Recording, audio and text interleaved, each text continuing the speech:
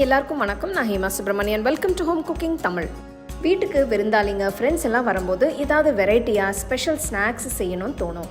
So இன்றைக்கி நம்ம 2 வித்தியாசமான ஸ்டார்டர் ஸ்நாக் ரெசிபிஸ் தான் பார்க்க போகிறோம். ஸோ வாங்க இது ரெண்டுமே எப்படி செய்யறதுன்னு பார்க்கலாம்.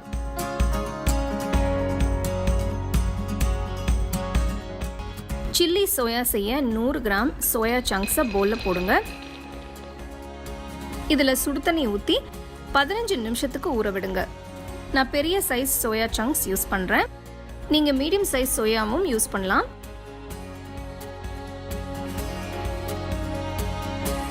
பதினஞ்சு நிமிஷம் கழித்து பார்த்தீங்கன்னா சோயா நல்லா உப்பி சாஃப்டாக இருக்குது.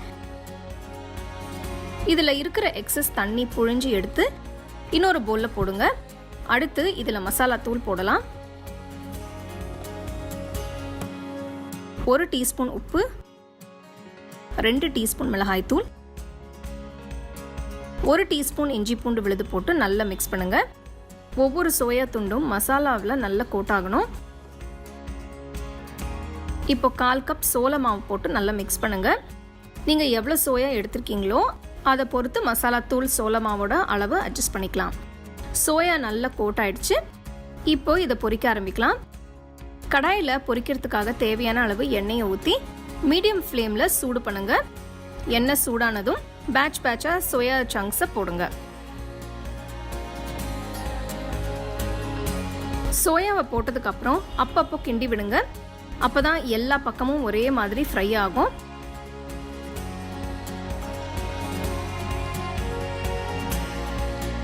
இப்போ பாருங்க, நல்ல அழகான ஒரு கோல்டன் ப்ரௌன் கலரில் இருக்கு. எடுத்து வச்சிருங்க.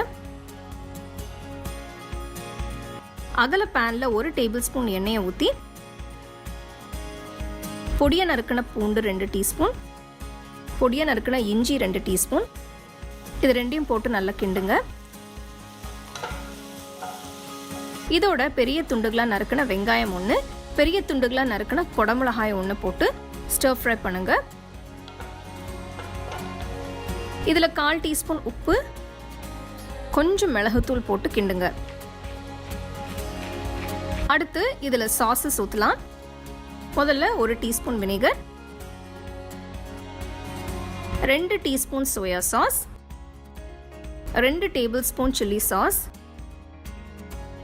2 டேபிள் ஸ்பூன் டொமேட்டோ கெச்சப், இதெல்லாம் போட்டு நல்லா மிக்ஸ் பண்ணுங்க. காரத்துக்கு நான் 1 டீஸ்பூன் மிளகாய் தூள் போடுறேன்.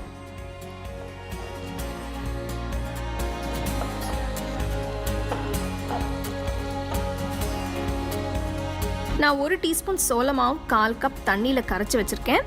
அதை இப்போ ஊற்றி மிக்ஸ் பண்ணுறேன். சோள மாவு கலவையை ஊற்றுனதுக்கப்புறம் சாஸ் கொஞ்சம் திக்காகும். இந்த ஸ்டேஜில் பொரிச்ச சோயாவை போட்டு கிண்டுங்க.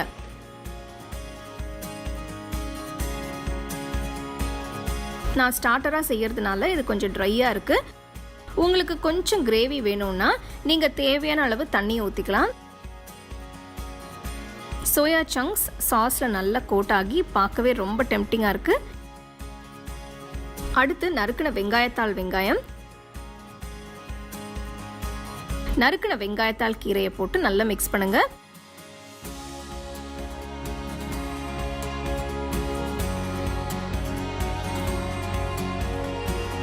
கடைசியாக நறுக்கின பச்சை மிளகாய் போடுங்க.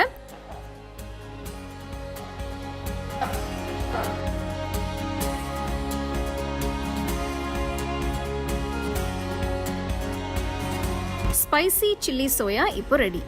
நல்ல சூடாக சர்வ் பண்ணுங்க.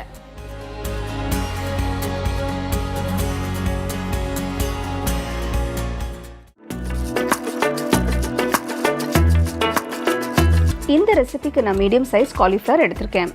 இதை சின்னதாகவும் இல்லாமல் ரொம்ப பெருசாகவும் இல்லாமல் மீடியம் சைஸ் துண்டுகளை கட் பண்ணியிருக்கேன். இதில் 1 டீஸ்பூன் உப்பு, 1 டீஸ்பூன் மிளகுத்தூள், 1 டீஸ்பூன் மிளகாய்த்தூள் போட்டு நல்லா டாஸ் பண்ணுங்க. ஒவ்வொரு காலிஃப்ளவர் துண்டும் இந்த மசாலா மிக்ஸில் நல்லா கோட் ஆகணும்.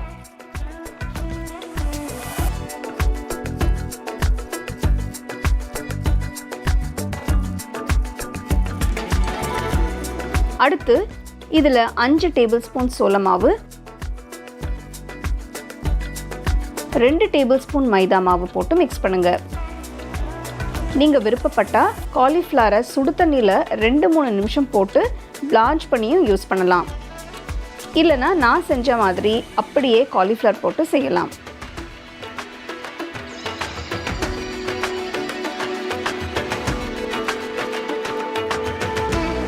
இதில் கொஞ்சமாக தண்ணி தெளித்து மிக்ஸ் பண்ணுங்கள். அப்போ தான் போட்ட மாவு காலிஃப்ளவரில் நல்லா ஒட்டும்.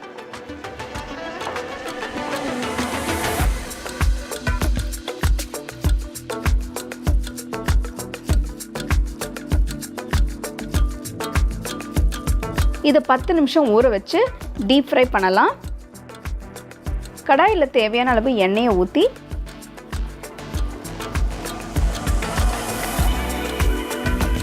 காலிஃப்ளவரை போட்டு டீப் ஃப்ரை பண்ணுங்கள்.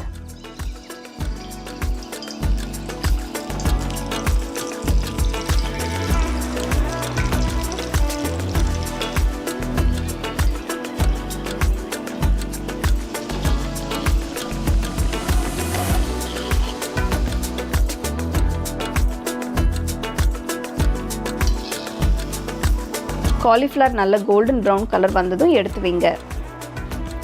அகல கடாய் எடுத்து 2 டேபிள் ஸ்பூன் எண்ணெயை ஊற்றுங்க. இதில் பொடியை நறுக்கின பூண்டு, பொடியை நறுக்கின இஞ்சி இதெல்லாம் போட்டு கிண்டுங்க.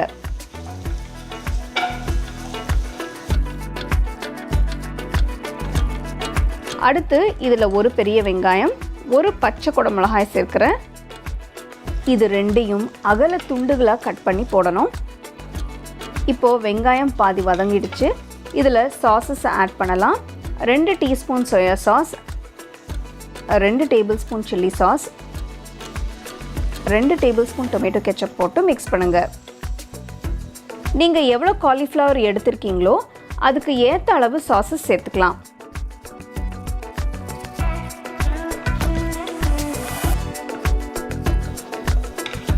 இதில் 1/4 டீஸ்பூன் உப்பு, 1/2 டீஸ்பூன் மிளகுத்தூள் போட்டு மிக்ஸ் பண்ணுங்கள். இதில் 1/2 கப் தண்ணி ஊற்றி மிக்ஸ் பண்ணுங்கள்.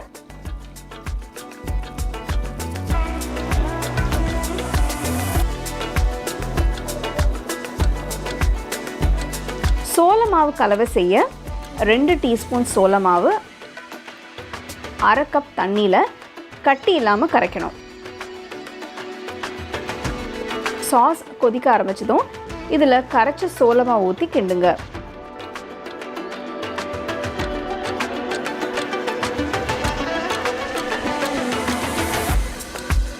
சோள மாவு கலவை ஊற்றுனதும் சாஸ் கொஞ்சம் கெட்டியாகும். இதில் பொரிச்ச காலிஃப்ளவர் போட்டு கிண்டுங்க.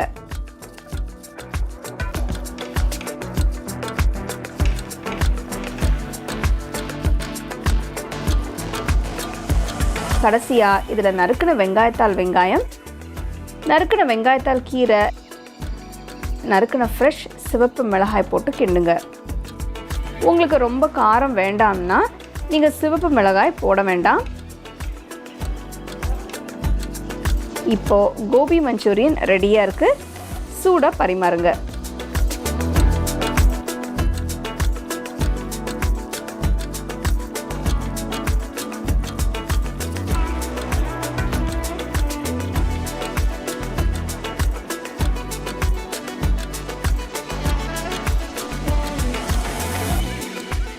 ரெண்டு அட்டகாசமான ஸ்டார்டர் ஸ்நாக்ஸ் பார்த்தோம். ரெண்டுமே ட்ரை பண்ணி சந்தோஷமாக உங்கள் ஃபேமிலி ஃப்ரெண்ட்ஸ் கூட என்ஜாய் பண்ணுங்கள்.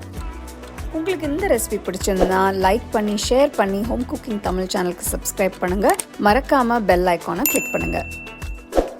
The second edition of the home cooking book is now available on Amazon as well as on shop.homecookingshow.in.